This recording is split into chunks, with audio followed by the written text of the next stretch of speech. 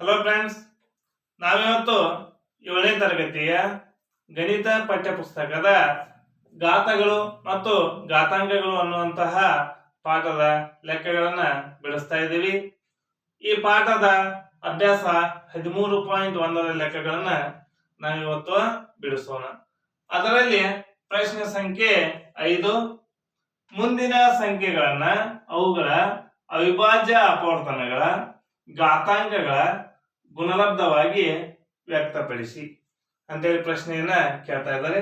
ಮೊದಲನೇದಾಗಿ ಆ ಸಂಖ್ಯೆಗಳ ಅವಿಭಾಜ್ಯ ಅಪವರ್ತನಗಳ ನೋಡಿ, ಅವಿಭಾಜ್ಯ ಅಪವರ್ತನಗಳ ಅಂತಿದೆ. ಹಾಗಾದ್ರೆ ಮೊದಲು ನಾವು ಏನ್ ಮಾಡ್ಕೋಬೇಕು, ಈ ಶಬ್ದದ ಅರ್ಥವನ್ನ ತಿಳ್ಕೋಬೇಕು. ಹಾಗಾದ್ರೆ ಅವಿಭಾಜ್ಯ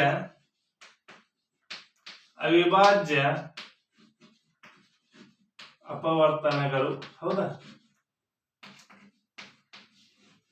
ಹಾಗಾದ್ರೆ ಅವಿಭಾಜ್ಯ ಅಪವರ್ತನಗಳು ಅಂತೇಳಿ ನಾವು ಯಾವುದಕ್ಕೆ ಕೇಳ್ತೇವೆ ಅಂದಾಗ, ಯಾವ ಸಂಖ್ಯೆ ತನ್ನಿಂದ ಮಾತ್ರ ಭಾಗ ಹೋಗ್ತಾ ಇದೆ, ಬೇರೆ ಯಾವುದೇ ಸಂಖ್ಯೆದಿಂದ ಭಾಗ ಹೋಗೋದಿಲ್ಲ, ಅಂತ ಸಂಖ್ಯೆಗಳಿಗೆ ನಾವು ಅವಿಭಾಜ್ಯ ಅಪವರ್ತನಗಳು ಅಂತೇಳಿ ಕೇಳ್ತಾ ಇದೀವಿ.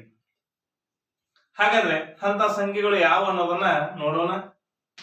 2, 3, 5, 7, 11, 13, 17, 19, ಹೌದಾ, 23, ಹೌದಾ, ಇತ್ಯಾದಿ. ನೋಡಿ, 2 ಅನ್ನುವಂಥದ್ದು 2ರಿಂದ ಮಾತ್ರ ಭಾಗ ಹೋಗ್ತಾ ಇದೆ, 3 ಅನ್ನುವಂಥದ್ದು 3ರಿಂದ ಮಾತ್ರ ಭಾಗ ಹೋಗ್ತಾ ಇದೆ, 5 ಅನ್ನುವಂಥದ್ದು 5ರಿಂದ, ಹಾಗೆ 23 ಅನ್ನುವಂಥ ಸಂಖ್ಯೆ 23ರಿಂದ ಮಾತ್ರ ಭಾಗ ಹೋಗ್ತಾ ಇದೆ, ಹೌದಾ?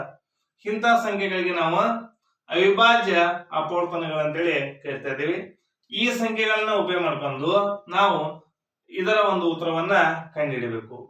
ಹಾಗಾದ್ರೆ ನೋಡಿ, ಮೊದಲು ಈ ಸಂಖ್ಯೆಯನ್ನ ಸರಿಯಾಗಿ ಬರೆದುಕೊಳ್ಳೋಣ.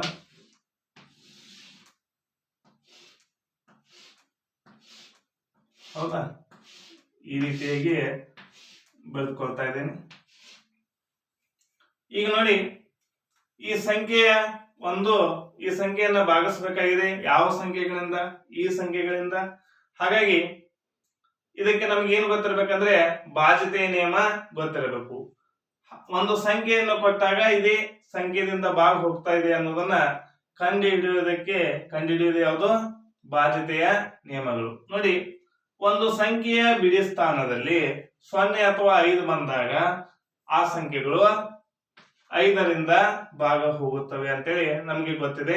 ಹಾಗಾಗಿ ಇದನ್ನ ಏನ್ ಮಾಡೋಣ, ಈಗ 5ರಿಂದ ಭಾಗಿಸೋಣ. 5ರ ಮಗ್ಗೆಯಲ್ಲಿ 36 ಇಲ್ಲ, ಹೌದಾ? 5ರ ಮಗ್ಗೆಯಲ್ಲಿ 36 ಇಲ್ಲ, ಅದಕ್ಕಿಂತ ಕಡಿಮೆ ಸಂಖ್ಯೆ 35. 5 ಅಷ್ಟಲೇ, 5 7 1 ಉಳಿತು, 10 ಆಯ್ತು, 5 2 10, ಇದೇನಾಯ್ತು 0. ಈಗ 0 ಇದೆ, ಮತ್ತೆ 5ರಿಂದ ಭಾಗ ಹೋಗ್ತಾ ಇದೆ. 5 1 5, 2 ಉಳಿತು, ಮುಂದೆ 2 ಇದೆ, 22 ಆಯ್ತು, ಹೌದಾ? 5 4 2 ಉಳಿತು, 20 ಆಯ್ತು, 5 4, ಹೌದಾ? ಈಗ ನೋಡಿ, ಇಲ್ಲಿ ಸಮಸಂಖ್ಯೆ ಇರೋದ್ರಿಂದ ಇದು 5ರಿಂದ ಭಾಗ ಹೋಗೋದಿಲ್ಲ. ಹಾಗಾದ್ರೆ ಇದು ಯಾವುದರಿಂದ ಭಾಗ ಹೋಗ್ತಾ ಇದೆ? 2ರಿಂದ ಭಾಗ ಹೋಗ್ತಾ ಇದೆ. 2ರಿಂದ ಭಾಗಿಸೋಣ.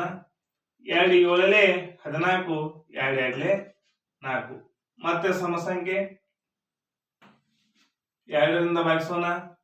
2 3 6, 7 6 ಕಳೆದಾಗ 1 ಉಳಿತು, 12 ಆಯ್ತು, 6 2 6 12.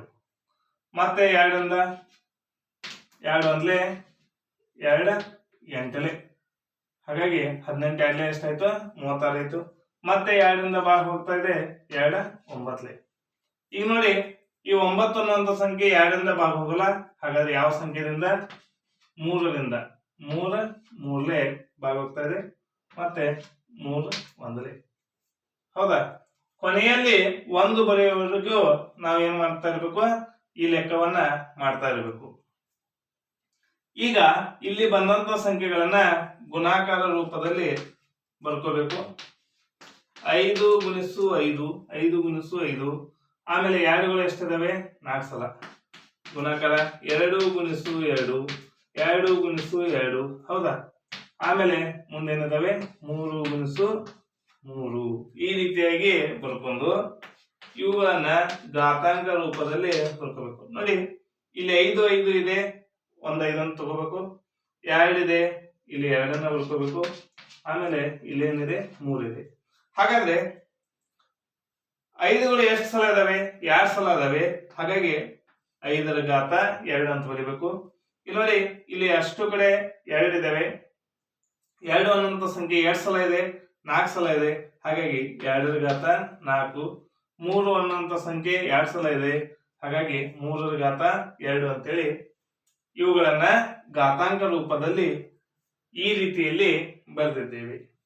ಈ ವಿಡಿಯೋ ನಿಮ್ಗೆ ಇಷ್ಟ ಆಗಿದ್ರೆ ಲೈಕ್ ಮಾಡಿ, ಶೇರ್ ಮಾಡಿ, ಸಬ್ಸ್ಕ್ರೈಬ್ ಆಗಿರಿ. ಹೀಗೆ ನಮ್ಮ ಯೂಟ್ಯೂಬ್ ಚಾನಲ್ ಎಲ್ಲ ವಿಡಿಯೋಗಳನ್ನ ನೋಡ್ತಾ ಇರಿ. Thank you.